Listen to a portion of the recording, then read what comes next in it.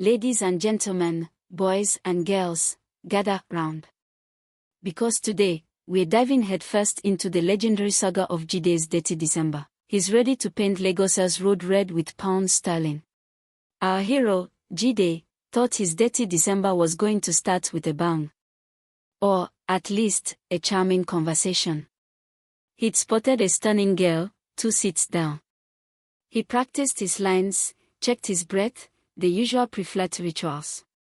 Jide, internal, whispering, okay, Jide. Smooth. Be suave. Remember your British accent? No, scrap that. Go original. Our hero, he leaned in, a smile he hoped was charming, but was probably more like a nervous tick. Jide, stuttering, trying too hard, Excuse me, miss. Ahem. I couldn't help but notice, you also happen to be traveling in this direction, towards Lagos. For the Detty December, perhaps. She giggled. A polite, bless your heart, kind of giggle. Jide, of course, took it as a sign that Cupid was already packing his bags for Lagos. He landed in Lagos. The excitement. Palpable. The air. Thick with expectation and exhaust fumes. Jide envisioned a red carpet welcome. What he got instead was a red tape welcome, in the form of the longest, most bewildering queue known to mankind. Jide, gasping, is this the line for immigration or a global casting call for The Walking Dead?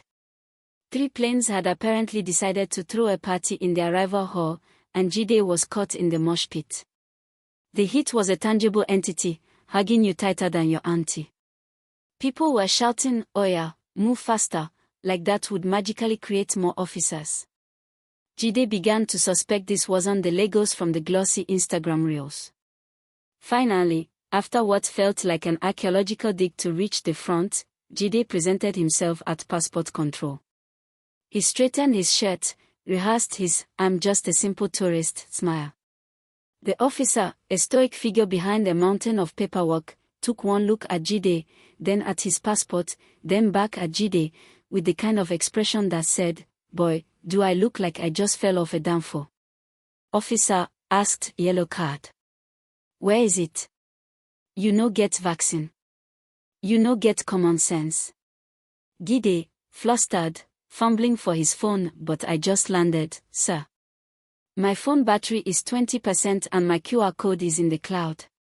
The officer, clearly unimpressed by Jide's digital woes, just grunted, stamped the passport with the force of a small hammer, and waved him on. Another Detty December pilgrim processed. Time to collect bags.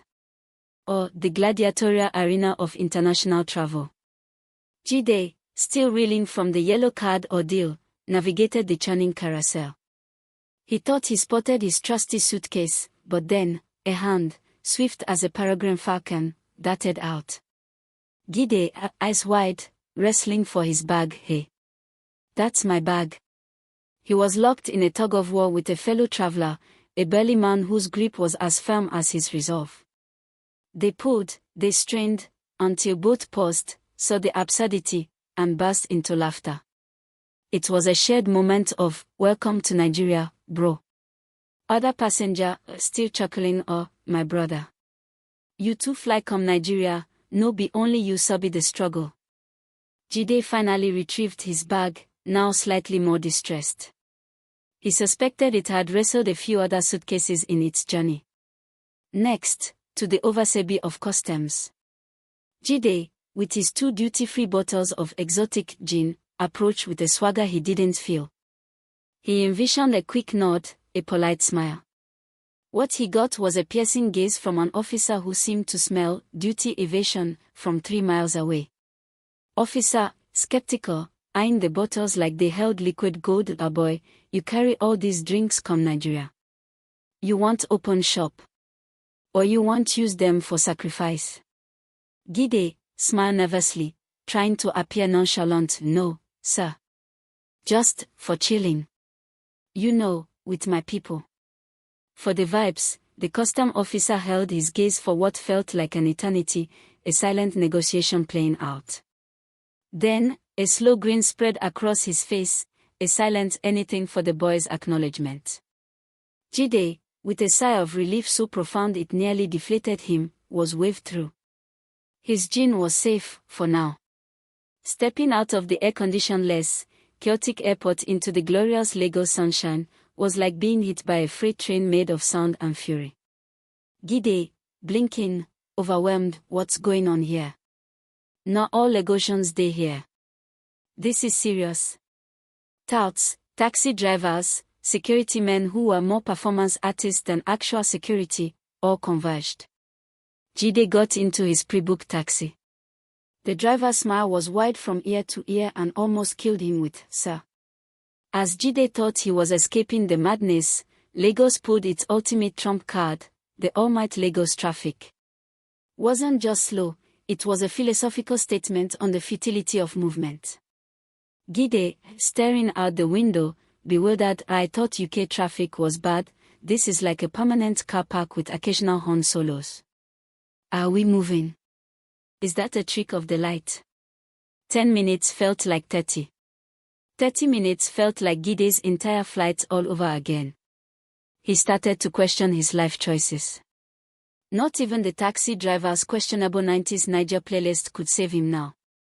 He was stuck, a prisoner of 4 wheels and 1,000 other vehicles. With the traffic holding him hostage, Jide remembered the babe from the plane. Perhaps she, too, was experiencing this, Lagos baptism of fire, he muttered. Decided to call, staring at his phone screen in disbelief, low battery, call failed, really. My Detty December is officially cursed before it even began. He let out a defeated, almost hysterical laugh. What else could he do? His phone had chosen the most dramatic moment to stage its own little protest. The universe, it seemed, was telling Jide to simply embrace the chaos. Finally, after a journey that made the Israelites trek through the desert look like a quick trip to the shops, Jide dragged his bags into the hotel lobby. He was dreaming of a cold shower and a bed that didn't vibrate like a taxi engine. But Lagos had one more surprise in the chamber. At the concierge, the receptionist, Mr. Jide. "Welcome. About your reservation, since you only paid the holding deposit and you're just arriving now. We had to release the room. High demand, you understand. Detty December waits for no man." Jide, stunned, voice cracking, "Release. But I have my receipt." The traffic was. "Sorry, sir. We can refund your deposit, but as for a room, maybe try the next street. But keep your windows up, it's getting dark." Tired, exhausted and upset, Jide didn't even argue. He just sighed, a sound that carried the weight of 1,000 failed plans. He checked his watch, 9:30 p.m. No room, no girl, and a phone as dead as his spirit. Dispirited Jide asked the receptionist, "Can I please charge my phone?" "Sorry sir, only customer is allowed." "I'm sorry." "Sorry for yourself, I will show you people craze today."